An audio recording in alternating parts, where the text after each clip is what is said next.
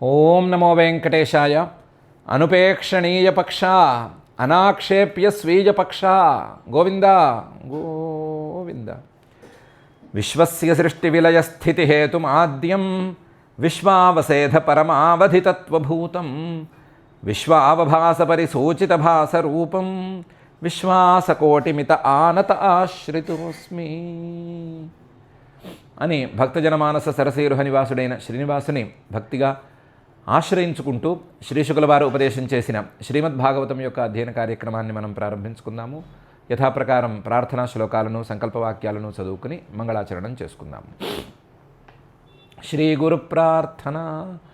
గురుర్బ్రహ్మ గురుర్విష్ణు గురుర్దేవో మహేశ్వర గురుస్సాక్షాత్ పరం బ్రహ్మ తస్మై శ్రీ గురవే నమః. శ్రీనివాస ప్రార్థన. వసంత సఖజన్యాయ వసంత సుమధారిణే వసంతకాలే పూజ్యాయ శ్రీనివాసాయ తే నమః. అథ సంకల్పః. అస్మాకం ఉపాత్త సమస్త దురిత క్షయ ద్వారా బుద్ధిశుద్ధ్యర్థం విద్యాభివృద్ధ్యర్థం భక్తిజ్ఞానవైరాగ్యాది తదనుకూల సర్వసంపత్సమృద్ధ్యర్థం శ్రీపరమేశ్వర ప్రీత్యర్థం శ్రీమద్భాగవత పాఠం కరిష్యామహే. అస్య శ్రీమద్భాగవత స్తోత్ర మహామంత్రస్య నారద ఋషిః బృహతి ఛందః శ్రీకృష్ణః పరమాత్మా దేవత బ్రహ్మబీజం భక్తిశక్తిః జ్ఞానవైరాగ్యే కీలకం. అస్మాకం శ్రీమద్భగవత్ప్రసాదసిద్ధ్యర్థే పాఠే వినియోగः ధ్యానం నారాయణాయ హరయే మనసార్పణీయం వ్యాసప్రసూతశుకశౌనకమాననీయం భక్తిప్రఫుల్లసరసీరుహమర్హణీయం చేతుం సమావిశత భాగవతం జలీయం. శ్రీ గురుభ్యో నమః. పరీక్షిత్తు గారు శ్రీశుకుల వారిని నువ్వు క్షీరసాగర మథనం గురించి ప్రస్తావన చేశావు కదా, ఆ ప్రస్తావనను మొత్తాన్ని వివరించి చెప్పు అని అడిగాడు. దానికి శ్రీశుకుల వారు సంతోషించారు. సంతోషించి అభినంద్య హరేర్వీర్యం అభ్యాచష్టం ప్రచక్రమే. ఆ శ్రీహరి యొక్క సామర్థ్యాన్ని గురించి మొత్తం అన్ని విధాలుగాను చెప్పటానికి ఆయన మళ్ళీ పునఃప్రారంభం చేశారు. ఏమని ప్రారంభం చేశారు? శ్రీశుక ఉవాచ యదా యుద్ధే సురైర్దేవాః బాధ్యమానాః శితాయుధైః గతాసవో నిపతితాః నోత్తిష్ఠేరం స్మ భూయశః అని ప్రారంభించారు. యదా ఒకప్పుడు యుద్ధం, దేవతలకు రాక్షసులకు యుద్ధం జరిగింది. ఆ యుద్ధే అసురైః దేవాః బాధ్యమానాః శితాయుధైః. రాక్షసులు పైచేయి సాధించారు. పైచేయి సాధించి వాళ్ళ తీక్ష్ణమైన ఆయుధాలతో, పదునెక్కిన ఆయుధాలతో దేవతలని బాగా పీడించసాగారు. దాంతో గతాసవ దేవతలు ఆ బాధలను తట్టుకోలేక, ఆ ఆయుధాల ప్రభావాలను తట్టుకోలేక ప్రాణాలను విడిచి యుద్ధభూమిలో పడిపోయారు. నిపతితా కింద పడిపోయారు. నోత్తిష్ఠేరన్ స్మ మళ్ళీ పైకి లేవటం లేదు. భూయశ ఇది మందలుగా దేవతలు కింద పడిపోసాగారు. యదా యుద్ధే సురైర్దేవాః బాధ్యమానాః శితాయుధైః గతాసవో నిపతితాః నోత్తిష్ఠేరం స్మ భూయశః అని ప్రారంభించారు. దేవతలకి రాక్షసులకి యుద్ధం జరగటం అనేది సాధారణమే. కానీ దేవతలు ధర్మబలంతో పైచేయి సాధించటమే కదా అన్ని సందర్భాల్లోనూ మనకి దాదాపుగా తెలిసింది. అలాంటప్పుడు ఈ సందర్భంలో రాక్షసులు ఎలా పైచేయి సాధించారు అని పరీక్షిత్తు అడగగా దానికి కారణం పై శ్లోకంలో చెప్తున్నారు. యదా దుర్వాసశాపాత్ సేంద్రా లోకాస్త్రయో నృప నిశ్రీకాశ్చాభవంస్తత్ర నేషు రిజ్యాదయ క్రియా అని. దేవతలకి దుర్వాస మహర్షి యొక్క శాపం తగిలిందయ్యా. యదా దుర్వాసశాపాత్ ఆ దుర్వాస మహర్షి యొక్క శాపం వలన సేంద్రాః లోకాస్త్రయః ఇంద్రుడితో సహా ముల్లోకాలు కూడా నిశ్రీకాః ఏ రకమైన సంపద లేకుండా, ఏ రకమైన శోభ లేకుండా తయారైపోయినాయి. నిశ్రీకాశ్చాభవంస్తత్ర నేషు రిజ్యాదయ క్రియాః ఈ సృష్టిలో ఉండేటువంటి ఏ మనుషులు కానీ, ఏ అధికారులు కానీ ఏ యాగము చేయడానికి పూనుకోలేదు, అసలు ఏ యాగము చేయలేకపోయారు. యాగం చేయలేకపోవడంతో దేవతలకు బలం తగ్గిపోయింది. దేవతలకు బలం తగ్గిపోవడంతో రాక్షసులకు బలం పెరిగినట్లయింది. బలం పెరిగినట్లు అవ్వటంతో వాళ్ళు పైచేయి సాధించి దేవతలను పీడించసాగారు. దేవతలు యుద్ధంలో పడిపోయారు అని చెప్తున్నారు. యదా దుర్వాసశాపాత్ సేంద్రా లోకాస్త్రయో నృప నిశ్రీకాశ్చాభవంస్తత్ర నేషు రిజ్యాదయ క్రియా అనే శ్లోకం. ఒకరోజు దుర్వాస మహర్షి గారు స్వర్గంలో నడుచుకుంటూ వెళుతుంటే ఐరావతం మీద ఇంద్రుడు కనిపించాడు.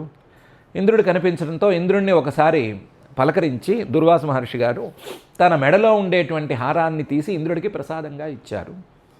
దుర్వాస మహర్షి గారు ఇంద్రుడికి ప్రసాదంగా ఇవ్వటంలో ఆశ్చర్యమేం లేదు. మహర్షులు ఆ స్థాయి వాళ్లే, దేవతలనే ఆశీర్వదించగలిగిన స్థాయిలో ఉన్నవాళ్లే.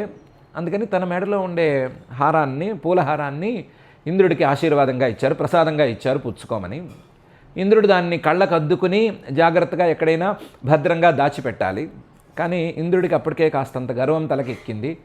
నాకేమిటి, ఈ మురికి బట్టలు కట్టుకున్న ఈ దుర్వాసుడు అనేవాడు ప్రసాదం ఇవ్వటం ఏంటి, ఆ ప్రసాదాన్ని నేను కళ్ళకద్దుకోవటం ఏంటి, తలను పెట్టుకోవటం ఏంటి అని అనుకుని ఏం చేశాడు, ఆ ప్రసాదాన్ని కొంచెం మొహమాటంగా తీసి ఐరావతం తాలూకు కుంభస్థలం మీద పెట్టాడు. ఏనుగు కుంభస్థలంలో మదరసం ఎప్పుడూ కారుతూ ఉంటుందంటారు కదా. ఆ మదరసం కారుతున్న మదరసాన్ని గురోలటానికి అక్కడికి తుమ్మెదలు వచ్చి చేరతాయి. ఈ పూలహారం అక్కడ పెట్టేటప్పటికి తుమ్మెదలు ఈ మదరసం నుంచి పూలహారానికి, పూలహారం నుంచి మదరసానికి ఇటు అటు కదలటం మొదలుపెట్టినాయి. ఆ కదలిక అనేది ఏనుగుకి కాస్తంత డిస్టర్బెన్స్ని తయారు చేసింది. దాంతో ఐరావతం కాస్త విసుగ్గా ఉండి తన కుంభస్థలం మీద ఉన్న ఆ పూలమాలని తీసి గిరాటేసి కింద కొట్టి కాలితో నలిపేసింది. సహజంగానే ఏనుగు తొండానికి ఏమైనా అందితే దాన్ని కాస్త పాడు చేయటం అనేది దాని యొక్క స్వభావం. ఆ స్వభావం ప్రకారము తనకు తుమ్మెదలు పెడుతున్నటువంటి ఇబ్బందిని తప్పించుకునే విధానము ఈ రెండిటితో ఏనుగు, ఐరావతం అనేటువంటి ఏనుగు ఆ పూలమాలని తొక్కేసింది. తొక్కేయటంతో తానిచ్చిన ప్రసాదాన్ని తల మీద పెట్టుకోవటం అనేది చేయకపోగా తన వాహనం కాలు కింద వేసి తొక్కేశాడు అనేటువంటి కోపంతో, ఇంకా సరిగ్గా చెప్పాలి అంటే చేసినటువంటి పెద్దలను అవమానించటం అనేటువంటి అపరాధానికి శిక్షగా దుర్వాస మహర్షి గారు ఏ సంపద తాలూకు గర్వం తలకెక్కి నా ప్రసాదాన్ని అవమానించావో ఆ సంపద నీకు లేకుండా ఉండుగాక అని శపించేశారు. ఆయన శాపం అనేది సంస్కృతంలో పెడతారు కాబట్టి నిశ్రీకాహ భవంతు అని బహువచనంలో పెట్టేశాడు. నువ్వు నీ వాళ్ళు అందరూ కూడా నిశ్రీకాహ, సంపద లేని వాళ్ళు. సంపద వల్లే కదా మీరు ఇంత అహంకారంగా ఉన్నారు, కాబట్టి సంపద లేని వాళ్ళు అయిపోదురుగాక అని శపించేసాడు.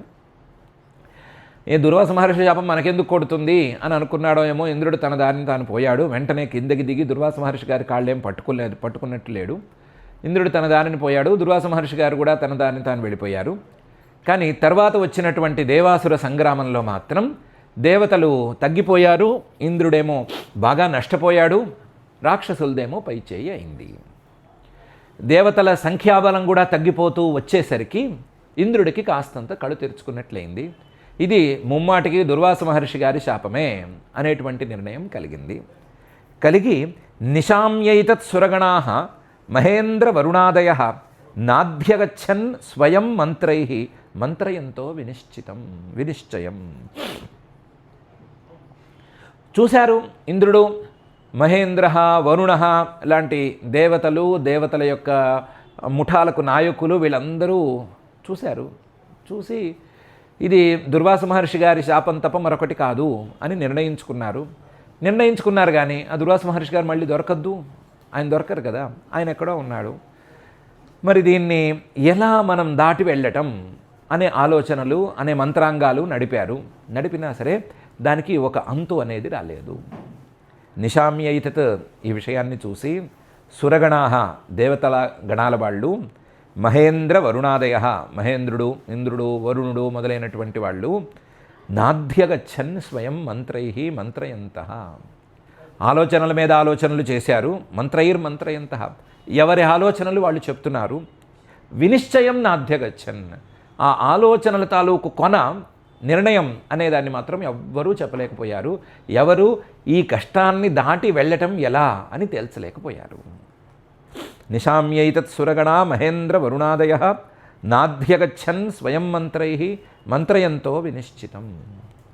తతో బ్రహ్మసభాం జగ్ముహు మేరోరూర్ధ్వని సర్వశః సర్వం విజ్ఞాపయాంచక్రుః ప్రణతాః పరమేష్ఠినే.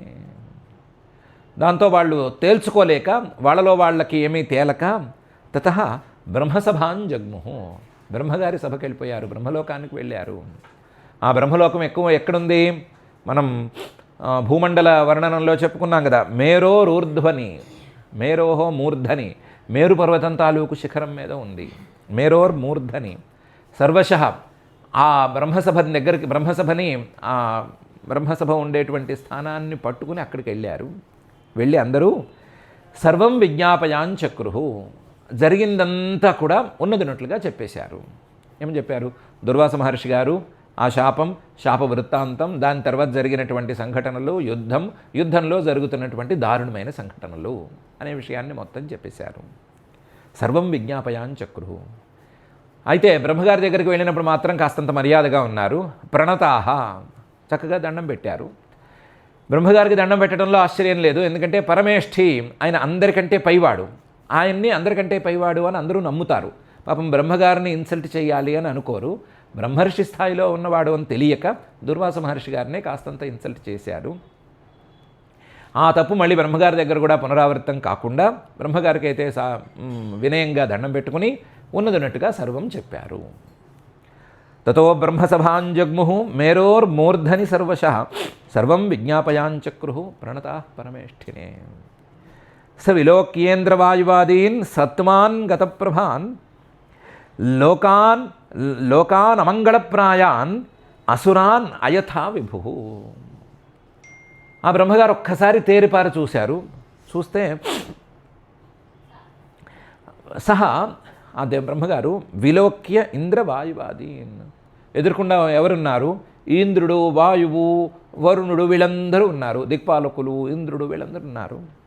నిస్సత్వాన్, ఎవ్వరికీ బలం లేదు అనే సంగతి చూస్తే తెలిపోతోంది. ఎందుకంటే వాళ్ళకి బలం రావాలి అంటే భూలోకంలో యజ్ఞయాగాదులు జరగాలి. యజ్ఞయాగాదులు జరగాలి అంటే భూలోకంలో సంపదలు ఉండాలి అనటానికి అడ్డంగా దుర్వాస మహర్షి గారి శాపం ఉన్నదాయే. గతప్రభాన్, దానివల్ల యజ్ఞయాగాదులు జరగకపోవటం వలన, శక్తి లేకపోవటం వలన మొహంలో కళ కూడా పోయింది. చాలా కళావిహీనంగా ఉన్నారు. గతప్రభాన్. దీనికి తోడు లోకాన్ అమంగళప్రాయాన్, దేవతలు బాగుండకపోతే, దేవతలకు ఏమైనా నష్టం కలిగితే దాని ప్రభావం లోకాలన్నిటి మీద ఉంటుంది. కాబట్టి లోకాల్లో ఎక్కడ మంచి అనేది జరగటం లేదు. అమంగళప్రాయాన్. దానికి తోడు అసురాన్ అయథ, రాక్షసులు వెలవెలబోవలసినటువంటి రాక్షసులు మెలమిల మెరిసిపోతున్నారు. రాక్షసులది పై చేయింది. రాక్షసులు బలవంతులుగా ఉన్నారు. రాక్షసుల ఇళ్లలో పండగలు జరిగిపోతున్నాయి. లోకంలో మాత్రం ఎవరికి ఏ ఇంట్లోనూ మామిడి తోరణం కట్టడం లేదు అనే పరిస్థితి వచ్చింది. అసురాన్ అయథ విభు. సర్వసమర్థుడైనటువంటి బ్రహ్మగారు క్షణంలో పరిస్థితిని మొత్తాన్ని ఆకలింపజేసుకున్నారు. ఇదంతా దుర్వాస మహర్షి గారి శాప మహాత్మ్యం. ఇంద్రుడు తెలివి తక్కువతనంతో ఆయనతో పెట్టుకున్నాడు అని అనుకున్నారు. సవిలోక్యేంద్రవాయువాదీన్ నిస్సత్వాన్ గతప్రభాన్ లోకాన్ అమంగళప్రాయాన్ అసురాన్ అయథా విభు. సమాహితేన మనసా సంస్మరన్ పురుషం పరం ఉవాచ ఉత్ఫుల్లవదనః దేవాన్ స భగవాన్ పరః. సమాహితేన మనసా, ఒక్కసారి కళ్ళు మూసుకుని మనస్సుని ఏకాగ్రం చేసుకున్నారు. ఆ ఏకాగ్ర మనస్సుతో పురుషం పరం సంస్మరన్, ఒక్కసారి పరమపురుషుడైనటువంటి శ్రీహరిని స్మరించుకుని ఉవాచ, కళ్ళు తెరిచి మాట్లాడారు. ఒకసారి శ్రీహరిని స్మరించుకున్నారు కదా, ఆ స్మరించుకోవటంతో ఆయనకి ఆనందం తాలూకు ఎనర్జీ ఒకసారి వచ్చేసింది. అందుకని ఉత్ఫుల్ల వదన, మొహమంతా విప్పారగా, మొహమంతా తామర పువ్వుల్లాగా వికసించగా ఉత్ఫుల్ల వదన దేవాన్ ఉవాచ, దేవతలతో మాట్లాడారు. సహా భగవాన్, ఆయన చాలా పూజనీయుడు, ఎప్పుడు ఏం చేయాలో తెలిసినవాడు, ఎప్పుడు ఏం మాట్లాడాలో తెలిసినవాడు. పరహ, దేవతలకు నిజంగా పెద్ద మనిషి ఆయన. కాబట్టి ఏం చేయాలో తెలుసు కాబట్టి వెంటనే శ్రీహరిని స్మరించుకున్నారు. ఏం మాట్లాడాలో తెలుసు కాబట్టి అందమైన మొహంతా విప్పారగా ఆ శ్రీహరిని స్మరించుకున్నటువంటి ఆనందంతో వాళ్ళతో మాట్లాడారు.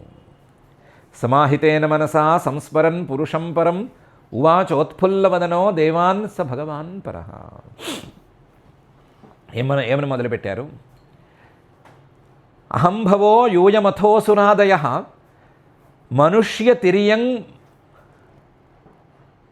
ద్రుమఘర్మజాతయ యస్యావతారాంశ కళా విసర్జితా వ్రజామ సర్వే శరణం తమవ్యయం అని మాట్లాడటం మొదలుపెట్టారు. అయినా మీరందరూ నా దగ్గరకు వచ్చారు కానీ నా దగ్గర దీనికి పరిష్కారము లేదు, ఇది అసలు విషయం అని మాట్లాడారు. ఈ విషయం శ్రీహరి ధ్యానంతో ఆయనకి తెలిసింది. తెలిసేసరికి పరిష్కారం నా దగ్గర లేదు అని తెలిసేసరికి ముఖం విప్పారింది. ఎందుకంటే పరిష్కారం నా దగ్గర లేదు, పరిష్కారం శ్రీహరి దగ్గర ఉంది అని ఆయనకి తెలిసింది. దాంతో అన్నారు, అహం నేను కానీ, భవః పరమేశ్వరుడు కానీ, యూయం మీరు కానీ, అథో అసురాదయ చివరికి రాక్షసులతో సహా మనుష్య తిరియక్ ద్రుమ ఘర్మ జాతయ మనుష్యులు కానీ, తిరియక్ పశుపక్ష్యాదులు కానీ, ద్రుమ చెట్లు చేమలు కానీ, ఘర్మజాతయ మిగతా చిన్న చిన్న పురుగులు ఇవన్నీ కానీ ఏవైనా కానీ యస్యావతారాంశ కళాహ ఆ శ్రీహరి యొక్క ఏదో చిన్న కళలమే కదా, చిన్న స్థాయి ముక్కలమే కదా. యస్య అవతారాంశ కళాహ మనందరిలోనూ ఆ శ్రీహరి తాలూకు చిన్న అంశాలు అనేవి ఉన్నాయి కదా. ఆ శ్రీహరి తాలూకు చిన్న అంశాలు మనలో కూడా దిగి ఉన్నాయి కదా. యస్య అవతార అంశ కళాహ విసర్జితా మనమేమో ఆయన దగ్గర నుంచి బయటకు వచ్చేసాము అని అనుకుంటున్నాము. ఆ పరమాత్మ కంటే మనం భిన్నమని అనుకుంటున్నాం కానీ ఆ పరమాత్మ తాలూకు చైతన్య కళలతో నిండే కదా మనం ఉన్నాము. కాబట్టి వ్రజామ సర్వే శరణం తమవ్యయం మనమందరము కూడా మనందరికీ మూలమైనటువంటి మూల పురుషుడైనటువంటి ఆ శ్రీహరి దగ్గరికే వెళదాము. వ్రజామ మనం వెళదాం అక్కడికి. సర్వే నాతో సహా మీరందరూ కూడా రండి, మనందరం కలిసి వెళదాము. శరణం వ్రజామ ఆయన్నే శరణు వేడదాము. అవ్యయం వినాశరహితుడైనటువంటి వినాశమే లేనటువంటి ఆ శ్రీహరిని మనం శరణు వేడదాము అని అన్నారు. అహంభవో యూయమథోసురాదయ మనుష్య తిర్యగ్ ద్రుమఘర్మజాతయ యస్యావతారాంశ కళా విసర్జితా వ్రజామ సర్వే శరణం తమవ్యయం. మరి ఆయన దగ్గరికి వెళ్ళి ఏం చెప్పుకుంటాము? పురాణాల్లో రకరకాల కథనాలు ఉన్నాయండి. ఒక కథనం ప్రకారం దుర్వాస మహర్షి గారు లక్ష్మీదేవి తాలూకు హారం ఇచ్చాడు. ఆ లక్ష్మీదేవి తాలూకు హారం ఇచ్చాడు కాబట్టి ఆ లక్ష్మీదేవి హారాన్ని ఇంద్రుడు అవమానించాడు కాబట్టి దుర్వాస మహర్షి గారు శపించాడు అనే కథనం చెప్దామా? లేకపోతే లేదు దుర్వాస మహర్షి గారు తన మెళ్ళలోంచే హారం తీసి ఇచ్చాడు అని చెప్దామా? లేదా దుర్వాస మహర్షి గారికి ఆ హారం ఎవరిచ్చారో మాకు తెలియదండి, కానీ దాన్ని ఇంద్రుడు అవమానం చేశాడు అని చెప్దామా? ఏం చెప్దాము? ఏం చెప్తే ఆయన ఒప్పుకుంటాడు? దుర్వాస మహర్షి గారిని అవమానం చేసి ఈ పరిస్థితి తెచ్చుకున్నాము అంటే పోండి అంటాడు కదా. మరి అలాంటి వాడి దగ్గరికి వెళ్ళి ఏం మొహం పెట్టుకుని ఏం చెప్తాము అని సందేహం వస్తే నయస్య వధ్యో నచ రక్షణీయో నోపేక్షణీయాదరణీయ పక్షః అథాపి సర్గస్థితి సంయమార్థం ధత్తే రజస్సత్వతమాంసి కాలే అని చెప్పారు. ఆయనకి ఎవరి మీద కోపం రాదు, ఎవరిని చీపోండి అని అనడు. నజస్య వధ్య ఫలానా వాడి మీద కోపం వచ్చి ఆ కోపం వచ్చినందువలన వాడిని సంహరించాడు అనే కేసు లేనేలేదు. తప్పు చేస్తే జగత్పాలకుడిగా శిక్ష విధిస్తాడేమో కానీ కోపం వచ్చి ఎవరి మీద పగ తీర్చుకోడు. నజస్య వధ్య నచ రక్షణీయ దుర్వాస మహర్షి గారేమి ప్రత్యేకించి ఆయనకేం పెట్ కాదు. దుర్వాస మహర్షి గారి మీద చాలా అభిమానం ఉంది అనే మాట కూడా ఏం లేదు. నయస్య రక్షణీయ నాస్తి ఆయనకి ఒకరి మీద ప్రత్యేకించిన అభిమానం, ఒకరి మీద ప్రత్యేకించిన కోపం అనేది ఉండదు. అందరినీ సమదృష్టితో చూస్తాడు. తప్పు జరిగిన దానికి మేము బాధపడుతున్నాము, చింతిస్తున్నాము, పరిష్కారం చూపించండి అని అడిగితే దాన్ని చూపిస్తాడు. నోపేక్షణీయాదరణీయ పక్ష ఒకళ్ళని పూర్తిగా తిరస్కరించేసి ఒకళ్ళని ఏమాత్రం లెక్క చేయకుండా ఒకళ్ళని ఆదరించటం అనే పని కూడా ఆయన పెట్టుకోడు. న ఉపేక్షణీయ న ఆదరణీయో వా పక్షోస్తి ఫలానా పక్షం నాకు ఇష్టమైంది, ఫలానా పక్షం ఫలానా వారు నాకు ఇష్టమైన వాళ్ళు, ఫలానా వాళ్ళు నాకు ఇష్టం లేని వాళ్ళు అని ఆయన ఎప్పుడూ అనుకోడు. అలాంటి పనులు చేయడు. కాబట్టి దూర్వాసుడి పక్షం వైపు ఉన్న వాళ్ళందరూ నా వాళ్ళు, ఇంద్రుడి పక్షం ఉన్న వాళ్ళందరూ తప్పు చేసిన వాళ్ళు అని ఏమనుకోను ఆయన. అలా ఏమనుకోడు ఆయన. నా ఉపేక్షణీయ ఆదరణీయ పక్ష తథాపి సర్గస్థితి సంయమార్థం ధత్తే రజస్సత్వతమాంసి కాలే. ఎవరూ కావలసిన వాళ్ళు లేరు, ఎవరూ ముఖ్యులైన వాళ్ళు కారు. కానీ తథాపి సర్గస్థితి సంయమార్థం సృష్టి స్థితి లయాల కోసం కాలే ఆయా కాలాల్లో రజస్సత్వ తమాంసి సృష్టికాలంలో రజోగుణాన్ని, పాలన కాలంలో సత్వగుణాన్ని, ప్రళయకాలంలో ఉపసంహార కాలంలో తమోగుణాన్ని ధత్తే ఆయన స్వీకరించి దాంతో పనిచేస్తాడు. నజస్యవధ్యో నచ రక్షణీయో నోపేక్షణీయాదరణీయ పక్ష అథాపి సర్గస్థితి సంయమార్థం ధత్తే రజస్సత్వ తమాంసి కాలే అని బ్రహ్మగారు చెప్పారు. అదేనండి మా భయం కూడాను. ఆయనకి ఆయన వాడంటూ ఎవరూ లేరు, ఆయన ఎవరి మీద అభిమానం చూపించరు అని మీరు చెప్తుంటే మా మీద అభిమానం చూపించడు అని మేము భయపడుతున్నాము. అదే మా భయము అంటే దానికి చెప్పారు, అయంచతస్య స్థితిపాలనక్షణ సత్వం జుషాణస్య భవాయ దేహినాం తస్మాద్వ్రజామ శరణం జగద్గురుం స్వానాం సనో దాస్యతి శం సురప్రియ అని. అయంచ అదే చెప్పబోతున్నానయ్యా, కంగారు పడకండి. శ్లోకం అయిపోయింది కాబట్టి అక్కడ కట్టేయింది, కొత్త శ్లోకం మొదలు పెట్టాలి కదా, దాన్ని వినండి. అయంచ ఇప్పుడు తస్య స్థితిపాలన క్షణ, ఈ సృష్టిని పరిపాలించేటువంటి కాలము, ఈ సృష్టి తాలూకు స్థితిని సంరక్షించేటువంటి కాలము, స్థితి పాలన క్షణ. అందువల్ల ఆయన సత్వం జుషాణ, సత్వగుణాన్ని ఆశ్రయించుకుని ఉన్నాడు. కొంచెం ప్రశాంతంగా ఉంటాడు, కోపంగా ఉండడు, అస్సలు ఉండడు. భవాయ దేహిన, ఈ దేహుల తాలూకు దేహాన్ని ధరించుకుని ఉండేటువంటి జీవుల తాలూకు భవాయ, ఈ సంసారం సరిగ్గా సాగటము, అది ఎలా సాగుతుంది, ఏం చేస్తే ఇది సవ్యంగా ఉంటుంది అనే ఆలోచనతో ఉంటాడు ఆయన. సత్వం జుషాణస్య భవాయ దేహిన, లేదా అసలు ఆయన ప్రాణుల తాలూకు భోగం కోసం, కర్మఫల భోగం కోసం ఈ సృష్టి అనేటువంటి పనిని నెత్తికెత్తుకున్నాడు కదా. నెత్తికెత్తుకున్నవాడు ఈ సృష్టిని సరిగ్గా సాగేట్టు చూడటం కూడా నా పని అనే ఉంచుకుంటాడు. అలా ఉంచుకుంటున్నటువంటి కాలం ఇది సంహార కాలం అయితే కాదు. కాబట్టి తస్మాత్ వ్రజామ సర్వే శరణం జగద్గురుం, జగద్గురువైనటువంటి ఆ శ్రీహరిని మనం శరణు వెళదామయ్యా, వెళదాం, ఆయన దగ్గరికి వెళదాము. మనం ఆయనకేం పరాయి వాళ్ళం కాము. స్వానాం సనో దాస్యతి శం, మనం ఆయన వాళ్ళమే. ఎలా ఆయన వాళ్ళం అయ్యాము అంటే ఆయన చేసే పనికి మనమందరం సహకరిస్తున్నాం కదా. ఆయన చేసేటువంటి సృష్టి తాలూకు పాలన అనేటువంటి పనుల్లో మనందరం సహకరిస్తున్నాం కదా. నేనేమో సృష్టికి సహకరిస్తున్నాను, మీరేమో దేవతలుగా మీ బాధ్యతలను నిర్వర్తిస్తూ ఈ సృష్టి సవ్యంగా సాగేటట్టు చూసుకుంటున్నారు కదా. కాబట్టి ఆయన చేసే పనిలో మనం కూడా చేతులు వేస్తున్నాం కాబట్టి స్వానాం, మనం ఆయన వాళ్ళము. అటువంటి వాళ్ళకి స్వానాం సహా నహ దాస్యతి శం, మంచి చేస్తాడు. ఆయన సురప్రియ, దేవతలంటే ఇష్టపడతాడు. ఎందుకు ఇష్టపడతాడు? ఎందుకంటే దేవతలు సత్వప్రధానులు కాబట్టి. సత్వప్రధానులైన దేవతలు అప్పుడప్పుడు ఏమైనా రజోగుణం కానీ తమోగుణం కానీ ఒక్క చిటికి వేస్తే, చిన్న చిన్న తప్పు చేసినట్టుగా ఏమన్నా చేస్తే ఫలితం పెద్దదిగా కనిపిస్తుంది, కానీ ఫలితం మాత్రం పెద్దదిగానే ఉంటుంది. కానీ దుర్వాస మహర్షి గారి శాపం అంత పెద్ద ఫలితాన్ని తెస్తుంది. కానీ ఎప్పుడైనా అలాంటి చిన్న చిన్న తప్పులు జరిగితే ఆయన కూడా దాన్ని సర్దటానికే చూస్తాడు. మళ్ళీ ఆ తప్పు పునరావృతం కాకుండానే చూద్దామని అనుకుంటాడు. అంతే తప్ప దేవతల్ని పాడు చేసేసి ఈ సృష్టిని మొత్తం రాక్షసుల చేతిలో పెట్టేసి అల్లకల్లోలం చేద్దామని పొరపాటును కూడా ఆయన అనుకోడు. కాబట్టి మనకు ఆయన దారి చూపిస్తాడు. అయంచ తస్య స్థితిపాలన క్షణ సత్వంజుషాణస్య భవాయ దేహినాం తస్మాద్ వ్రజామ శరణం జగద్గురుం స్వానాం సనో దాస్యతి శం సురప్రియ అని బ్రహ్మగారు అన్నారు. అని ఏం చేశారు అనే విషయాన్ని శ్రీశుక ఉవాచ, శ్రీశుకుల వారు చెప్తున్నారు.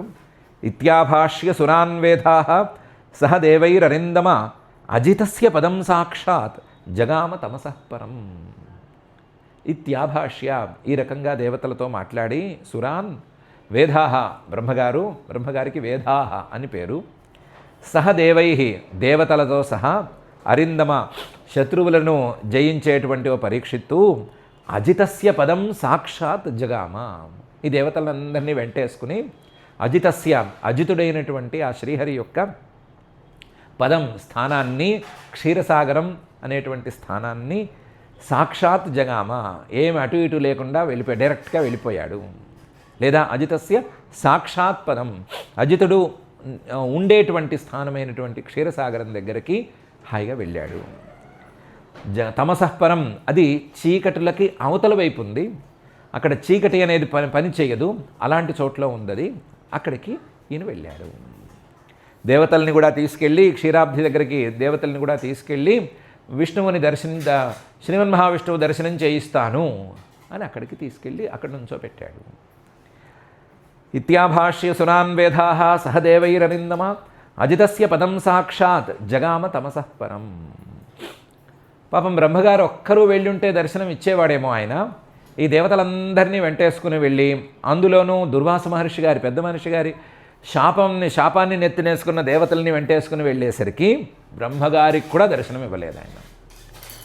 తత్రాదృష్టస్వరూపాయ శృతపూర్వాయ వై విభో స్తుతిమబ్రూత దైవీభిః గీర్భిస్త్వవహితేంద్రియ. తత్ర ఆ పాలసముద్రంలో అదృష్టస్వరూపాయ శ్రీహరి కనిపించలేదు. ఎవరికి కనిపించలేదు? బ్రహ్మగారితో సహా ఎవ్వరికీ కనిపించలేదు. మరి రాంగ్ అడ్రస్కి ఏమైనా వచ్చారా? కాదు. శృతపూర్వాయ, ఆ శ్రీహరి పాలసముద్రంలో నివాసం ఉంటున్నాడు అని తెలుసు, విన్నారు, వినే వచ్చారు. వినే వచ్చినా సరే ఆయన అక్కడ కనిపించలేదు. దాంతో దేవతలందరూ ఏమండి మమ్మల్ని తప్పుడు అడ్రస్కు తీసుకొచ్చారా అని అని ఉందిరేమో కానీ అంత ఛాన్స్ వాళ్ళకు బ్రహ్మగారు ఇచ్చారో లేదో తెలియదు. కానీ విభో, ఓ పరీక్షిత్తు, ఆయన బ్రహ్మగారు వెంటనే అవహితేంద్రియ, దర్శనం జరగలేదు అనగానే ఇంద్రియాలన్నిటినీ ఒక్కసారి లోపలికి తెచ్చేసి మనసును ఏకాగ్రం చేసేశారు. ఏకాగ్రం చేసి మనలో ఏదో లోపం ఉండి ఉంటుంది, అందువలన ఆయన కనిపించట్లేదు శ్రీహరి. కాబట్టి మనం ఆ లోపాన్ని పోగొట్టుకుని మనసును ఏకాగ్రం చేసుకుని చూస్తే కనిపిస్తాడు. ఇలా నాకు 2-3 సార్లు అయింది కదా, 100 ఏళ్ల పాటు నేను వేస్ట్ చేసుకున్నాను కదా, అలాంటి తప్పులు చేయొద్దు, ఏకాగ్ర మనస్సుతో ఆయన్ని ధ్యానిద్దాము, ధ్యానిస్తే ఆయన కనిపిస్తాడు అని అనుకున్నారు. అనుకుని స్తుతిమబ్రూత, ఏకాగ్రమైన మనస్సులో ఆ భావాలను తెచ్చుకుని ఆ భావాలను బయట పెట్టేటట్లుగా బయటకి నోటితో కొన్ని స్తుతి వాక్యాలను పలికారు. స్తుతి వాక్యాలను పలికేటప్పుడు దైవీభిః, లోకంలో మామూలుగా మనకు రివాజులో ఉండేటువంటి మాటల్ని వాడలేదు. నువ్వు అలాంటి వాడివయ్యా, శంఖచక్రాలను ధరించి ఉంటావు, అలా ఉంటావు, ఇలా ఉంటావు, ఈ మాటలేం మాట్లాడలేదు. దైవీభిః, వైదికమైనటువంటి భావాలనే తెచ్చారు. వైదికమైనటువంటి భావాలను తెలియజేసేటువంటి మాటలతోనే స్తుతి చేశారు. దైవీభిః గీర్భిః, అలాంటి మాటలతో స్తుతిమబ్రూత, స్తుతి చేశారు. అవహితేంద్రియ, మనస్సును ఏకాగ్రం చేసుకుని స్తుతి చేయడం ప్రారంభించారు. తత్రాదృష్టస్వరూపాయ శృతపూర్వాయ వై విభో స్తుతిమబ్రూత దైవీభిః గీర్భిస్త్వవహితేంద్రియ. ఏమని స్థితి చేశారు? బ్రహ్మోవాచ, బ్రహ్మగారు అన్నారు, అవిక్రియం సత్యమనంతమాద్యం గుహాశయం నిష్కలమప్రతర్క్యం మనోగ్రయానం వచసా నిరుక్తం నమామహే దేవవరం వరేణ్యం అని మొదలుపెట్టి అన్నారు. నమామహే, ఆ శ్రీహరికి నమస్కరిస్తున్నాము. ఎలాంటి శ్రీహరిని నమస్కరిస్తున్నాము? దేవవరం, దేవతలలో శ్రేష్ఠుడైనటువంటి, ప్రకాశాలలో వెలుగులలో శ్రేష్ఠుడైనటువంటి, తద్దేవా జ్యోతిషాం జ్యోతి ఆయుర్హోపాసతేమృతం అనే వాక్యంలో చెప్పినటువంటి ప్రకాశశ్రేష్ఠుడైనటువంటి, స్వప్రకాశుడైనటువంటి, వరేణ్యం శరణు వేడదగినటువంటి ఆ పరమాత్మను నమామహే, నమస్కరిస్తున్నాము అని అన్నారు. నమామహే దేవవరం వరేణ్యం. ఆ దేవవరం ఎలాంటివాడు అంటే సత్యం, నిజమైనవాడు, 3 కాలాలలోనూ మార్పు లేనటువంటి వాడు. మూడు కాలాలలోనూ మార్పు లేకుండా ఎలా ఉన్నాడు? అవిక్రియం. ఆయనలో ఏ రకమైన మార్పు కనిపించడం లేదు కదా, ఏ మార్పు ఆయనలో ఉండటానికి వీలు లేదు కదా. కాబట్టి అవిక్రియం, అవిక్రియత్వాత్ సత్యం. ఆ సత్యం అనంతమాద్యం, మార్పు లేదు అని మీకు ఎలా తెలిసింది అంటే, అనంతమాద్యం, ఆయనకి ఆది అనేది చూపించలేదు కదా ఎవరు, చూపించలేరు కదా ఎవరు. అనంతం, ఆయనకి అంతు ఉంది అని ఎవరూ చెప్పలేరు కదా. ఆద్యంతాలు లేనివాడు మధ్యలోనూ ఉన్నట్లే కదా. ఆద్యంత మధ్యాలు లేనివాడికి మార్పు అనేది ఎక్కడి నుంచి వచ్చింది? కాబట్టి మార్పు లేనివాడు కాబట్టి సత్యం, నిజమైనవాడు త్రికాలాబాధ్యుడు. అలాంటి త్రికాలాబాధ్యుడైనటువంటి ప్రకాశరూపుడు స్వప్రకాశ చైతన్యమూర్తి అయినటువంటి పరమాత్మను మేము నమస్కరిస్తున్నాము అని చెప్పారు. అవిక్రియం, సత్యం, అనంతం, ఆద్యం. గుహాశయం, ఈ పరమాత్మ ఎక్కడున్నాడు? గుహాశయం, ప్రతి ప్రాణి తాలూకు హృదయ గుహలలో దాగి ఉన్నాడు. గుహాశయం, గుహాశయంగా ఉన్నా సరే నిష్కలం. నిష్కలం, ఏ రకమైనటువంటి కళలు, అవయవాలు ఆయనకు లేవు. గుహాశయం, ఒక్కొక్క ప్రాణి ఒక్కొక్క గుహలో దాగి ఉంది. ఒక్కొక్క ప్రాణి తాలూకు జీవుడు ఒక్కొక్క గుహలో దాగి ఉన్నాడు, హృదయం అనేటువంటి గుహలో దాగి ఉన్నాడు. కానీ ఆ జీవుడికి శరీరం అనే దాని మీద అభిమానం ఉంది కాబట్టి శరీరం తాలూకు అవయవాలు ఆ జీవుడి తాలూకు అవయవాలు అయిపోతున్నాయి. అయితే ఈయన ప్రాణులన్నిటి గుహలలో దాగి ఉన్నా సరే ఏ ప్రాణి తాలూకు శరీరాన్ని తన శరీరంగా భావించడు. కాబట్టి గుహాశయంగా ఉన్నా సరే నిష్కళం, ఏ అవయవంతోనూ ఆయనకి సంబంధం లేదు. ఆయన నిరవయవుడుగానే ఉంటాడు. ఈ చేతులు కాళ్ళు నావి, ఈ చేతులు కాళ్ళు మాత్రమే నావి అనేటువంటి భ్రమలు ఆయనకేమీ లేవు. నిష్కలం. ఇలాంటి నిష్కలంగా ఉండటం అనేది ఎవరికైనా సాధ్యపడుతుందా? మన అనుభవం ప్రకారం చూసుకుంటే ఏ జీవి అయినా సరే తాను ఎక్కడ ఉన్నానో, తాను ఏ శరీరంలో ఉన్నాడో ఆ శరీరం తాలూకు ప్రతి అవయవము నాదే అని అనుకుంటున్నాడు కదా. మరి అన్ని శరీరాలలో ఉన్నవాడు అన్ని శరీరాలు నావే అనుకుని అన్ని అవయవాలు నావే అని అనుకోవాలి కదా. అలా ఎందుకు అనుకోవటం లేదు అంటే దానికి చెప్పేస్తున్నారు అప్రతర్క్యం. నీ ఊహలతో ఇక్కడ పని లేదు, నీ ఊహలు ఇక్కడ చెల్లవు. ఏ ఊహలకి ఆయన లొంగడు, ఏ తర్కానికి ఆయన సరిగ్గా లొంగి తెలిసేట్టుగా ఉండడు. అప్రతర్క్యం. ఎందుకంటే మనోగ్రయానం, ఆయన మనస్సు కంటే వేగంగా ప్రయాణిస్తాడు. మనసు అన్నిటికంటే వేగంగా ప్రయాణిస్తుంది అని శాస్త్రాలు చెప్తాయి. భౌతికమైనటువంటి సాధనాలు కాకుండా వేరే రకంగా ఆలోచించినప్పుడు మనస్సు చాలా వేగంగా ఆలోచనలు చేస్తుంది. కాబట్టి మనస్సు తాలూకు వేగం చాలా ఎక్కువ అని శాస్త్రాలు చెప్తాయి. ఆ మనస్సు కంటే కూడా వేగంగా ఉండగలగటం అనేది ఈయన యొక్క ప్రత్యేకత. మనోగ్రయానం, మనస్సు కంటే కూడా అగ్రం, కొంచెం ముందుంటాడు, ఒక్క అడుగు ముందుంటాడు. ఎందుకంటే మనస్సు ఆలోచనలతో క్షణంలో ఇక్కడి నుంచి చంద్రమండలానికి పరిగెళ్ళు పెడితే చంద్రమండలానికి మనస్సు చేరుకునే సమయానికి చంద్రమండలంలో వ్యాపకుడైనటువంటి పరమాత్మ సిద్ధంగా ఉన్నాడు కదా. మనస్సు కంటే ఒక్క అడుగు ముందుకు ఉన్నట్లే కదా. కాబట్టి ఆయన మనోగ్రయానం, సర్వవ్యాపకుడు. మనోగ్రయానం.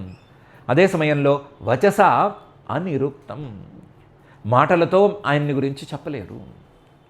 మనస్సుతోనూ ఆ పరమాత్మను తెలుసుకోలేరు, మాటలతోనూ ఆ పరమాత్మను నిరూపించలేరు. మనస్సు అలాగే మాటలు ఈ రెండు కూడా పరమాత్మను స్పృశించలేవు అంటే అప్పుడు ఇంకా తర్కం తాలూకు పరిస్థితి వేరే చెప్పనక్కర్లేదు. అప్రతర్క్యం. కుతః మనోగ్రయానం వచస నిరుక్తం, వచస అనిరుక్తం. అందువల్ల అలాంటి ఊహలకు అందనటువంటి స్వప్రకాశ చైతన్యమూర్తి అయిన ఆ పరమాత్మను నేను నమస్కరిస్తున్నాను అని నమస్కారం పెట్టుకున్నాను. అవిక్రియం, సత్యం, అనంతమాద్యం, గుహాశయం, నిష్కలం, అప్రతర్క్యం, మనోగ్రయానం, వచసా నిరుక్తం, నమామహే దేవవరం వరేణ్యం అనే ఈ శ్లోకంలో ఇప్పటికీ మొదటి శ్లోకం లేదా స్తుతి వాక్యాల్లో మొదటి వాక్యం పూర్తయింది. ఇంకా చాలా వాక్యాలు ఉన్నాయి. వాటన్నిటినీ మనం ఎలాగో మళ్ళీ చాలా వివరంగా అధ్యయనం చేసుకోవాలి. మళ్ళీ వివరంగా అధ్యయనం చేసుకునే సమయంలో చెప్పుకోవాల్సిన మాటలు వేరే ఉన్నాయి, అవి చెప్పుకుందాము. ముందుగా పెద్దవాళ్ళని అవమానం చేస్తే ఇంద్రుడంతటి వాడికి ఆయనతో పాటు ముల్లోకాలకి పట్టినటువంటి గతి ఎలా ఉంటుంది అనే విషయాన్ని ఒక్కసారి స్మరించుకుందాము. పెద్దలను అవమానం చేయకూడదు, పెద్దవాళ్ళని ఏమాత్రం హేళన చేయకూడదు అనే విషయాన్ని గత స్కంధంలో చివరి నుంచి చెప్పుకుంటూనే వస్తున్నారు. ఒకదాని వెంట ఒకటి వస్తూనే ఉన్నాయి. పెద్దలను అవమానం చేస్తే అది పరమాత్మను అవమానం చేసినట్లే అవుతుంది. పెద్దలను అవమానం చేస్తే ముల్లోకాలు ఏకవాక్యంతో ఇబ్బంది పడవలసి వస్తుంది అనేటువంటి విషయాన్ని మనం దృష్టిలో ఉంచుకుందాము. అలాంటి తప్పుని మనం ఎప్పటికీ జరగనివ్వకుండా చూసుకోవటానికి ఈ దుర్వాస మహర్షి గారి శాపం అనేటువంటి వృత్తాంతాన్ని మనసులో ఉంచుకుందాము. అందువల్లే మనం చెప్పుకునేటప్పుడు కూడా లక్ష్మీదేవి తాలూకు హారం అనేటువంటి పురాణ కథనాన్ని తీసుకురాలేదు. దుర్వాస మహర్షి గారి మెడలో ఉండే హారమే. ఆ హారాన్ని ఇంద్రుడికి ఇస్తే ఇంద్రుడు దాన్ని అవమానించినందుకు దుర్వాస మహర్షి గారు శపించారు అనే వృత్తాంతంతోనే ఆగిపోయాము. పెద్దవాళ్ళని అవమానం చేస్తే దాని తాలూకు ఫలితం అనుభవించవలసి వస్తుంది అనే విషయాన్నే మనం గట్టిగా అనుకోవడానికి ఈ కథనాన్ని ఇలాగే చెప్పుకున్నాం. మనము దాన్ని మనసులో ఉంచుకుని పెద్దలను అవమానించకుండా మనం జాగ్రత్తగా ఉంటూ మనం సాధన పైకి చేసుకునేట్లుగా మనం ప్రయత్నం చేసుకుందాము. మనకి అలాంటి పెద్దలని అవమానించవలసినటువంటి సందర్భమే రాకుండా చేయవలసిందిగా ఆ భక్తజన మానస సరసైరుహ నివాసుడైన శ్రీనివాసుని భక్తిగా ప్రార్థించుకుందాము. ఆ ప్రార్థనతో ఈరోజుకి పారాయణ కార్యక్రమం చేసుకుందాము. అథ శ్రీమద్భాగవతే పారమహంస్యాం సంహితాయాం అష్టమస్కంధే పంచమాధ్యాయే శ్లోకాః. శ్రీశుక ఉవాచ యదా యుద్ధే సురైర్దేవాః బాధ్యమానాశ్రితాయుధైః గతాసవో నిపతితాః నోత్తిష్ఠేరం స్మ భూయశః. యదా దుర్వాసశాపాత్ సేంద్రాలోకాస్త్రయో నృప నిశ్రీకాశ్చాభవంస్తత్ర నేషురిజ్యాదయః క్రియాః. నిశామ్యైతత్సురగణాః మహేంద్రవరుణాదయః నాధ్యగచ్చన్ స్వయం మంత్రైః మంత్రయంతో వినిశ్చయం. తతో బ్రహ్మసభాం జగ్ముః మేరోర్మూర్ధని సర్వశః. సర్వం విజ్ఞాపయాంచక్రుః ప్రణతాః పరమేష్ఠినే. సవిలోక్యేంద్రవాయువాదీన్ నిస్సత్వాన్ గతప్రభాన్ లోకానమంగళప్రాయాన్ అసురాన్ యథా విభుః. సమాహితేన మనసా సంస్మరన్ పురుషం పరం ఉవాచోత్ఫుల్లవదనో దేవాన్ స భగవాన్ పరః. అహం భవో యూయమథోసురాదయః మనుష్యతిర్యగ్ద్రుమఘర్మజాతయః యస్యావతారాంశకలా విసర్జితాః వ్రజామ సర్వే శరణం తమవ్యయం.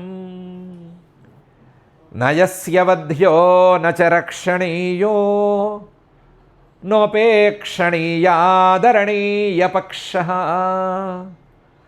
అథాపి సర్గస్థితి సంయమార్థం ధత్తే రజః సత్వతమాంసి కాలే. అయంచ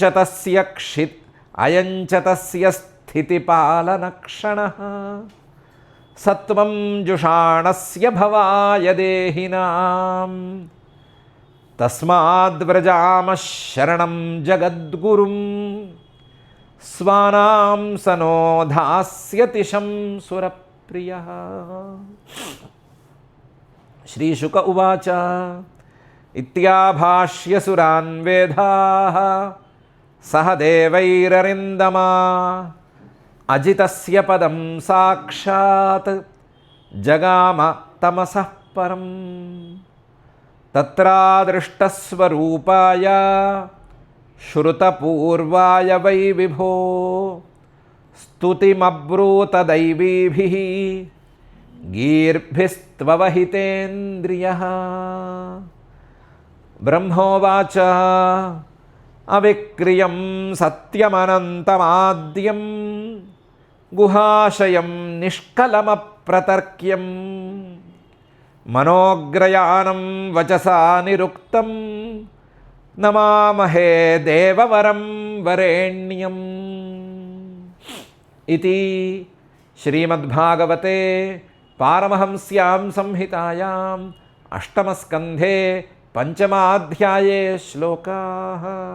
అథ క్షమా ప్రార్థనా యదక్షరపదభ్రష్టం మాత్రాహీనం తు యద్భవేత్ తత్సర్వం క్షమ్యతాం దేవ నారాయణ నమోస్తుతే.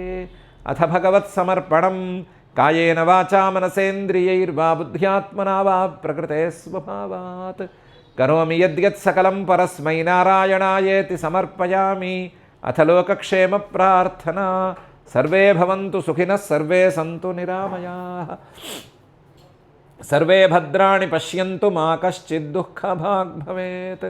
అథ మంగళం శ్రియః కాంతాయ కళ్యాణ నిధయే నిధయేర్థినాం శ్రీవేంకటనివాసాయ శ్రీనివాసాయ మంగళం.